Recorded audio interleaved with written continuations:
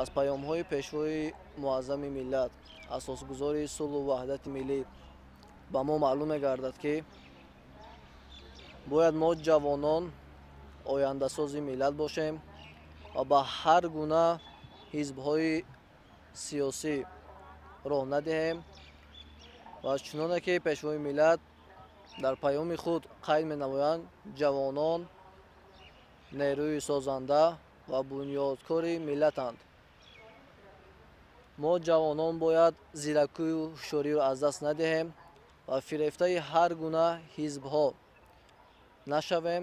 ҳизби наҳзати ислом ки ҳамчун ташкилоти терроризм ва экстремизм, яъне ифротгароӣ эътироф гардааст, имрӯз низ ҳайати ин ташкилот низ ба мо таъсири худро расонидааст ва мо метавонем муқобили ин савт бошем.